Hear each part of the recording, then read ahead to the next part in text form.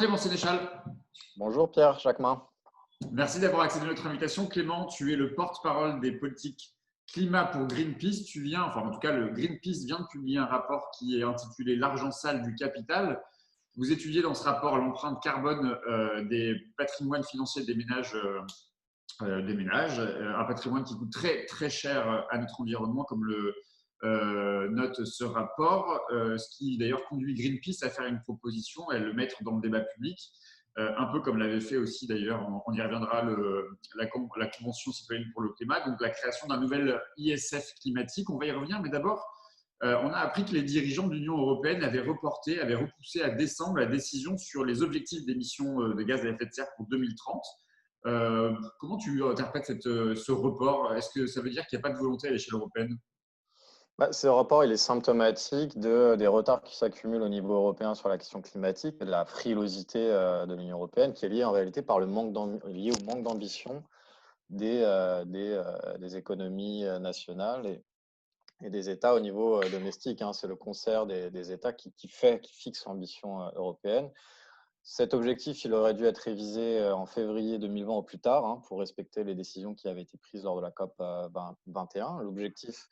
L'enjeu, c'est de remettre à niveau, au niveau de la science, la feuille de route climatique pour 2030, donc de décider les objectifs de court terme qui ensuite irrigueront et définiront les politiques publiques concrètes pour infléchir nos émissions de gaz à effet de serre. Aujourd'hui, on voit que les États sont en retard sur leurs propres objectifs et donc d'autant moins enclins à réviser leurs objectifs à la hausse. Par exemple, la France a préféré augmenter ses droits à polluer pour les prochaines années plutôt que d'aligner des politiques publiques ambitieuses sur ces sujets-là. Et la France n'est pas très, est ambiguë, ne joue pas en tout cas son rôle de leader diplomatique au niveau européen sur cette question de l'ambition climatique. Et on voit que cette crise, cette pandémie, au lieu, on nous avait annoncé un Green Deal, on a eu cette pandémie qui aurait été l'occasion de basculer vers un monde d'après ambitieux. Et en fait, on voit qu'elle est utilisée comme prétexte pour remettre à plus tard les décisions courageuses à prendre.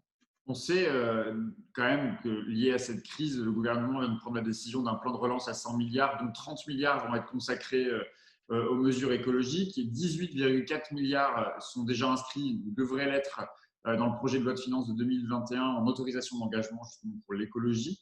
Comment ce budget, qui pourrait paraître énormissime pour le commun des mortels, mais qui fait l'objet de critiques, mais comment ces 18,4 milliards pourraient être utilisés au mieux pour c'est quoi les priorités pour Greenpeace? C'est un moment intéressant, effectivement, parce que ce budget, il intègre un plan de relance. Et on pourrait se dire que c'est le moment ou jamais de repositionner notre économie dans les bornes de l'accord de Paris et de la canaliser de telle sorte qu'elle respecte les limites planétaires aujourd'hui et qu'elle soit adaptée au nouveau régime climatique. Or, en réalité, ce que fait le gouvernement, c'est simplement de saupoudrer de manière temporaire quelques secteurs de la transition, mais pas du tout de façon pérenne, de sorte à engager réellement une bifurcation de notre économie. Et surtout, le logiciel dominant, ça reste un logiciel libéral qui consiste à abaisser les impôts ou à soutenir des grandes entreprises sans leur fixer la moindre contrepartie climatique. Ce qui a été voté, par exemple, cette semaine, c'est une baisse de 10 milliards par an des impôts de production qui va d'abord profiter aux entreprises les plus polluantes ou au monde de la finance, alors que ce sont là qu'on trouve aujourd'hui l'empreinte carbone la plus élevée. Et donc ça prépare en réalité un rebond des émissions de gaz à effet de serre. C'est-à-dire que si on veut être cohérent, c'est non seulement financer effectivement de manière pérenne et structurante les secteurs de la transition, mais également organiser la décrue des secteurs qui aujourd'hui concourent au réchauffement climatique. Et ça, le gouvernement est strictement incapable de le faire. On voit par exemple que toutes les mesures fiscales et budgétaires de la Convention citoyenne pour le climat sont balayées d'un revers de main en commission des finances cette semaine en séance plénière. On verra ce qui se passe la semaine prochaine sur la partie dépenses du budget. Mais grosso modo, tous les signaux qui pourraient être fixés pour encourager une déprise de nos consommations vis-à-vis des émissions de gaz à effet de serre pour vraiment faire bifurquer la demande, désinciter à la consommation de produits nocifs pour la planète. Tout ça, c'est une fin de non-recevoir pour le gouvernement. Et après, on verra aussi, c'est comment on va y revenir dans la discussion, c'est comment est-ce qu'on organise le partage de l'effort et la solidarité fiscale et budgétaire dans un moment où l'État a besoin d'engager de nouvelles dépenses. Et donc, Justement, a besoin de... Greenpeace propose la mise en place d'un nouvel impôt sur la fortune qui serait indexé sur les émissions de gaz à effet de serre par les placements financiers des ménages les plus riches. Comment vous en êtes arrivé à la conclusion, ou en tout cas sur quelles données vous vous êtes appuyé pour justifier, pour révéler justement que le patrimoine des plus riches pollue bien plus que le reste de la population? Alors déjà, quelques éléments de constat. On a une fiscalité carbone qui est en souffrance aujourd'hui, c'est-à-dire que depuis la mobilisation des Gilets jaunes, on a gelé la trajectoire de la taxe carbone. Et donc, on a un levier qui s'appelle la tarification du carbone qui n'est plus utilisé aujourd'hui par l'État. Et on a par ailleurs une action climatique qui est de toute façon, par construction, hein, complètement paralysée, notamment parce que les mesures de la Convention citoyenne sont balayées les unes après les autres et parce que ce levier de la fiscalité était l'un des seuls leviers réellement efficaces pour infléchir nos émissions qui étaient à la disponibilité des États jusqu'à présent. Le problème, c'est que cette fiscalité carbone qui s'appliquait de manière régressive à la consommation, hein, c'était cette fameuse taxe carbone qui était contestée par les Gilets jaunes, qui est une taxe sur la consommation de produits énergétiques, elle est encore fondamentalement injuste parce qu'elle n'est accompagnée d'aucun mécanisme redistributif et parce qu'elle est acquittée plus lourdement par les ménages les plus modestes, alors qu'ils polluent beaucoup moins en réalité que les ménages les plus aisés. Et donc, ça pose la question de l'acceptabilité sociale, du partage de l'effort à fournir, du partage de l'effort budgétaire et du partage de l'effort de sobriété à fournir pour réduire nos émissions de gaz à effet de serre. D'autant plus dans un contexte où on voit que les politiques d'Emmanuel Macron ont mené, et ce n'est pas Greenpeace qui le dit, hein, c'est différents instituts, ont mené à l'enrichissement des plus riches et à l'appauvrissement des plus pauvres, notamment en vertu des réformes fiscales menées sur le capital. Donc, c'est la flat tax, hein, le prélèvement forfaitaire unique qui limite à 30% les prélèvements sur le capital. Et c'est bien évidemment la transformation de l'ISF en IFI, en impôt sur la fortune immobilière. Donc, dans ce contexte-là, on regarde et on se dit comment on peut remettre la transition sur les rails, hein. On est dans une situation de paralysie. Et donc là, c'est la question de la justice fiscale, de la justice environnementale et comment on intègre la question climatique dans le pacte fiscal, quelque part dans le pacte républicain, puisque c'est quand même le consentement à l'impôt qui fonde le contrat social. Bon, voilà. Et là, on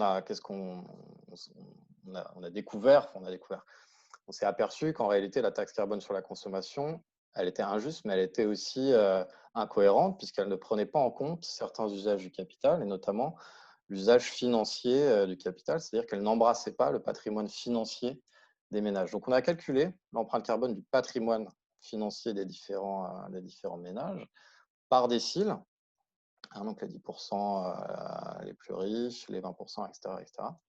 Et on s'est aperçu qu'en réalité, les disparités qui existent en termes d'empreinte carbone entre les plus pauvres et les plus riches, qui sont d'une part fondées sur le niveau de vie, donc sur la consommation des ménages, elles explosent quand on prend en compte les disparités de l'empreinte carbone du patrimoine financier. Donc le patrimoine financier, c'est les différents placements, les actions, les obligations, les comptes épargne, les assurances vie, etc. Et là, on s'aperçoit que le patrimoine financier des 1% les plus riches, il est relié à 66 fois plus d'émissions de gaz à effet de serre que le patrimoine financier des 10% les plus pauvres. Et que si on regarde si on prend l'ensemble des foyers qui étaient assujettis à l'ISF en 2017, avant sa suppression, on s'aperçoit que l'empreinte carbone de leur patrimoine financier, c'est un tiers de l'empreinte carbone totale du patrimoine financier de la population entière. Donc il y a une injustice et une incohérence générale dans le système fiscal aujourd'hui. Et c'est pour ça qu'on propose un ISF climatique.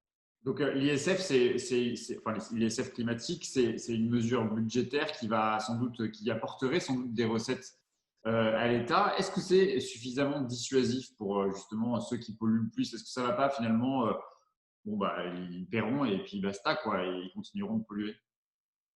Oui, alors cet ISF climatique, juste pour décomposer, ce serait d'abord un retour de l'ISF avec un barème renforcé et d'autre part l'adjonction dans la pondération de cet ISF d'une composante carbone, c'est-à-dire qu'on appliquerait une tarification du carbone, non plus à la consommation cette fois, mais au capital. C'est-à-dire que cet ISF serait calculé, plus le portefeuille d'avoir financier serait émetteur, plus vous payerez cher votre ISF climatique.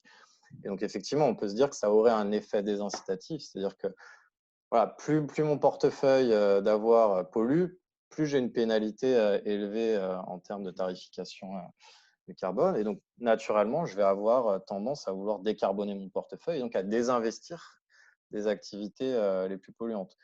Donc, voilà, ça, c'est une des 3 vertus, grosso modo, de cette ISF climatique. La première, c'est de réorganiser de la cohésion sociale en allant vers de l'égalité et de la justice fiscale. La deuxième, c'est d'apporter des nouvelles recettes à l'État dans un contexte où il faut engager des dépenses massives dans la transition. Et la troisième, c'est effectivement d'avoir un impact sur le comportement financier, sur le type d'investissement qui est pratiqué aujourd'hui par les classes les plus aisées sur le plan financier. Bon, alors, je doute que le gouvernement réfléchisse à la mise en place d'une taxe comme celle que vous proposez, encore que elle est dans le débat public. Et puis, je l'ai dit, la Convention citoyenne, on avait fait la proposition, mais le gouvernement semble vouloir mettre en place une fiscalité écologique, ou en tout cas une nouvelle taxe sur les voitures, et cette fois en fonction du poids. C'est vraiment une bonne idée, la fiscalité écologique. La fiscalité écologique, ça veut tout et rien dire. Ça dépend comment elle est pratiquée. À quelle rationalité, sur qui, quel est son champ d'application, son barème, sur quoi elle porte, etc. Cette ISF climatique, en fait, il répond à l'une des orientations qui était préconisée par la Convention citoyenne pour le climat, et il y en avait d'autres. Et par exemple, tout ce qui est malus, bonus sur les véhicules. Le secteur des transports est effectivement le plus polluant aujourd'hui en France. On a des politiques qui sont totalement inefficaces pour réduire le bilan carbone des transports et en particulier du transport individuel en voiture. Et ce que proposait la Convention citoyenne, c'était par exemple d'avoir un malus poids à l'achat pour pénaliser l'achat de voitures de véhicules extrêmement lourds. Ce qui est une tendance avec l'explosion, avec la mode, par exemple, des SUV. Donc, ce que proposait la Convention citoyenne pour le climat, c'est d'avoir un malus poids à partir de 1,4 tonne. Vous payez à chaque tonne, vous payez pas à chaque tonne, mais à chaque kilogramme, vous payez une petite pénalité en plus. Voilà, Barbara Pompili essaie de donner le change. Là, il propose un malus poids à 1,8 tonnes. Sauf que le problème, c'est que ça concernerait moins de 2% des voitures vendues en France, si on prend les données en 2009. C'est une manière de dévitaliser, c'est ce qu'ils sont en train de faire de toute façon avec la plupart des mesures de la CCC, de dévitaliser complètement ce qui est proposé par les citoyens et d'en faire des mesurettes symboliques, anecdotiques, des effets d'annonce, mais qui en fait sont totalement inefficaces pour réduire les émissions de gaz à effet de serre. Comment vous jugez ou comment vous appréciez justement les tergiversations qui existent au niveau du gouvernement sur les conclusions, les propositions de la Convention citoyenne pour le climat? Tu juges que c'est du gâchis ce qui se passe avec cette convention?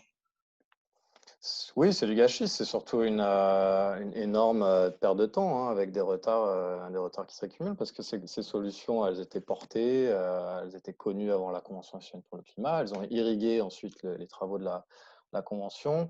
Emmanuel Macron nous a dit, grosso modo, ce qu'il a fait, c'est qu'il a dépossédé et les parlementaires et le ministère de la Transition écologique de leurs prérogatives en disant non, maintenant ça va se discuter entre les citoyens parce qu'apparemment, on ne sait pas faire, on ne sait pas comment réduire nos émissions de 40% à l'objectif actuel d'ici à 2030. Donc, on va demander aux citoyens. Et on va demander aux citoyens pourquoi? Parce que si on tire au sort un panel de gens, ça veut dire qu'il y aura de l'acceptabilité, naturellement, sociale autour des mesures qui vont émerger.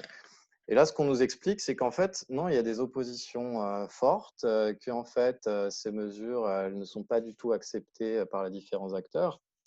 Et en réalité, par quels acteurs? Par les membres du gouvernement et par les lobbies, par les industriels qui sont concernés par ces mesures-là.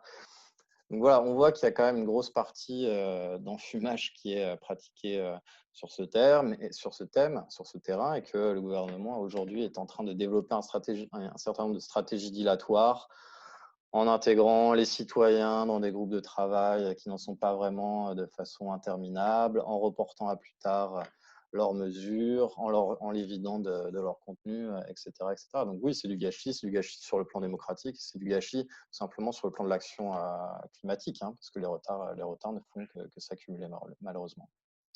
Merci beaucoup Clément. Merci à toi.